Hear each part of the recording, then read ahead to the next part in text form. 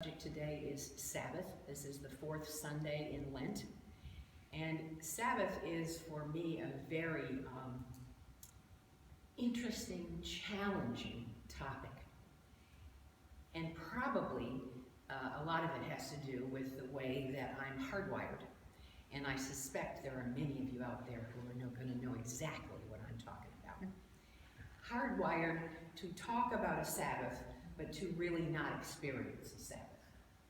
And some of us may say, well, what? You're a minister. You experience Sabbath. That's what Sunday's all about. No, Sabbath is not about Sunday. Sunday is the Christian's day when we say, we're going to stop and rest, and this will be Sunday. This will be the seventh day. When Sabbath is a Hebrew tradition and a Hebrew word, and it means simply what I said in meditation. Stop. Cease and desist. It doesn't mean stop when the work gets done, or stop when your tasks are finished, or stop because the sun went down. It means stop and cease now. And Sabbath is a way of being. It's an attitude. I also think that there are people, certainly in my life, that are Sabbath. They spend their life in that wonderful moment of eternal silence. And that's what our meditation was about today. That was 5 minutes of meditation. For some of you will say, oh, well, that's nothing. Others will say, I had all I could do to make it to the end of that silence. And, I think that's wonderful that we own that. But I think that there's a new way of looking at Sabbath and how to utilize and be Sabbath in our everyday lives. Part of the problem, I think, comes with, I know as a child I was raised with, on the Sabbath, which in my case was Sunday, and I suspect many of your cases as well, I dreaded Sunday. Sunday was when my clothes were too tight. I spent the day in church, and then I go visit relatives for the rest of the afternoon. It was, shall we say, a calendar of events that did not do anything except make me grouchy as I got towards Sunday. And when you fold that into a child's education, religiously or spiritually, it kind of puts a whole taint on the thing. It just says, oh, here it comes, that's another Sunday.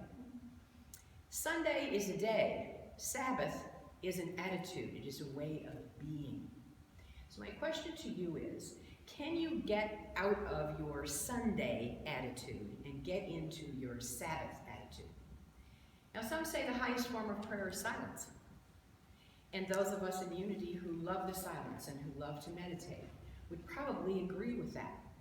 But very often, because of the way we are culturally sometimes, not talking just Unity folks, and in particular in this area, the silence is something that we give lip service to, or we say, okay, I'm going to be silent as part of my prayer practice, and that'll do it for the day. Now, what I'm talking about is a way of being in the eternal love and silence of your heart, of God, of coming from that heart space that is the silence, the emptiness of God. Now, what do I mean by the emptiness of God? Creation.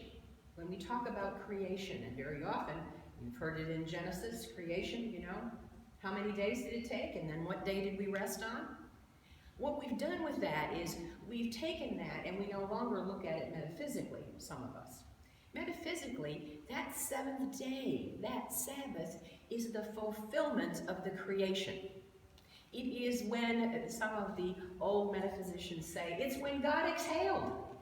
He had inhaled and done all that work, and then exhaled. And the purpose of the exhale is to relish and get ready for the next inhale. So when we talk about Sabbath, we're also talking about saying, and it is good. And it is good right here, right now. My life is good. It's a way of celebrating. And very often we shortchange ourselves on that whole celebration thing. In fact, I would submit we actually resist going into silence or Sabbath. And why is that? Well, I think sometimes it's because we aren't sure what we're going to see in the silence. We're not sure how we're going to feel in the silence.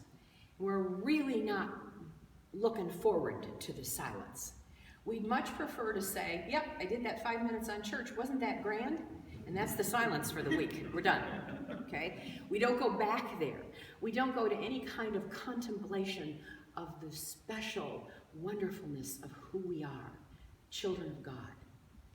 We may say that, and we may honestly believe it, but when you go to Sabbath, you do not resist, you surrender. That's what Sabbath is about. And there's another term many of us have trouble with, surrender. I'm talking about complete surrender, where you know you are in the presence of God. God isn't out there, God is right here. What did Jesus say? The kingdom of heaven is within. It is right here, and it's ours for the asking. It's ours for the being willing. It's ours for the Sabbath.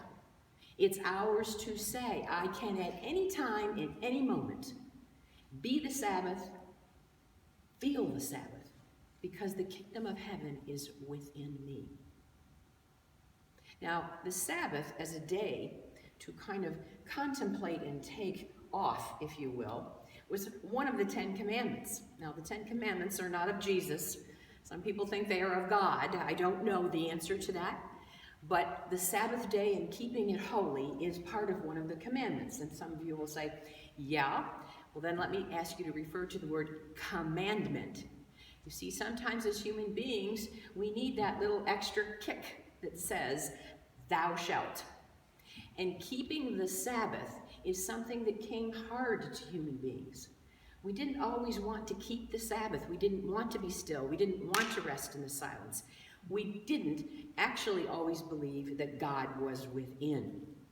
So as we grow spiritually and become more spiritually matured, we understand that principle that God is within, that we are individualized expressions of the Christ. But for all of its second principle knowing, and all that we understand or think we do, we don't spend very much time in our Christed place. And some of us like to hurry on through in that Christed space. Sabbath means to stop right where you are and remember you're a child of God. And to practice that in your everyday life with every thought, word, and deed. And again, some of us will say, are you kidding? 24/7? I don't think I can do that.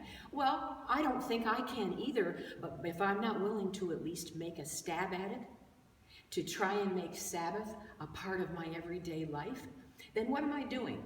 I'm tearing around the beltway, one project after another. Hurry, hurry, hurry, scurry, scurry, scurry, and maybe I'll give the silence a chance. So my point this morning in meditation was to at least get us a little bit further down collectively in that meditation garden where the silence is. And for those of you that were paying close attention here this morning, it was magnificently silent in this room. I said to Barbara, who looked at me and said, 5 minutes, huh? And I said, yeah. Now in ministerial school, what we did was on the 4th cough, you cut it off because people were telling you through their body language, I've had enough of this. Well, you know, when we were in ministerial school, you end up doing it for hours. It wasn't just 5 minutes or 6 minutes. But you have a special consciousness here. And I've told you this before, and I know you know it. And this morning's mini meditation was evidence of that. Now I'm asking you to take that internally and use it in your everyday life. Sabbath, my friends, also means refuge. It is a way of coming apart and yet being with our Creator. So I ask you in your life, are you Sabbath for anyone? Are you a refuge for someone? And I'm not talking about a fix-it person. I'm talking about someone that stands in their truth, that is safe in their Sabbath, and worships or wants other people, not worships, but welcomes other people into that space of Sabbath. Only you can answer some of these questions. The question of resistance of the Sabbath is one that I think bears a little bit more energy in the sense that I've heard people say that our culture, we are a lot of frantic healers. What does that mean? That means that we're up for healing. We love healing. We got all modalities of healing, but we're frantic about it. We just kind of charge into it and want to get it done. Now, I know many of you, as we've said, are Reiki practitioners, and there's nothing frantic about that. I know that it's wonderful. But sometimes we get into a mode of, well, we can only do it at a certain time, or we can only do it if someone's willing. You know, with prayer work and Reiki and other modalities, you can be doing that energy work from across the back 40. You don't have to be right there. And I'm bringing this to the forefront because very often when you are Sabbath, you are in a continual state of gratitude, of humility, and of grace. And for many of us, that's a challenge because I believe we don't always work at it quite like we could. Now, I'm not being overly critical, I'm just kind of upping the ante here. You are a community that already knows much of what I am saying to you. But it comes also in the practicing, in that fifth principle. What are you doing in your everyday life to keep the Sabbath? Are you stopping? Or are you saying, I'll stop when? Okay? And now I'll be good to go. I'll just stop when I finish those phone calls. Or I answer that last email. That's not Sabbath. That, my friends, is thinking you are bigger than Sabbath. That is thinking that my ego will take care of it first, and then I'll rest. That's not Sabbath. Sabbath is when you know to stop, right now. Sabbath is when we say, okay, I don't even have to put Sabbath in a box. I know when to cease and desist, to stop. And I'll challenge you on this regard. Try it when you're thinking negative thoughts, or when you're in that spiral of either I know it all, get out of my way, or I doubt myself. I'm not good enough. I don't think I can pull that project off. Stop. Stop right there. Cease and desist. It is a challenge because usually as human beings, when we get in those modalities of I know it all, get out of my way, we take no prisoners. We're off. We're running. It's gone. There's no Sabbath in any of that. And the same thing applies when we get into, what am I going to do about this? How am I going to handle this? I don't have the money. I don't have the time. I don't have. You hear lack consciousness? And we ratchet it up. And it runs in high energy and high voltage. That's, my friend, when I say to you, bring out Sabbath. Stop. Right then and right there. And for some, I've been one myself. If I can't stop it myself, if I can't stop right there in that moment, I call someone who will hold the watch with me. Someone that I trust. Someone who I know is Sabbath. Someone who doesn't try and fix me, doesn't try and tell me to stop the way you're thinking, but is already in their own Sabbath. They're a safe refuge.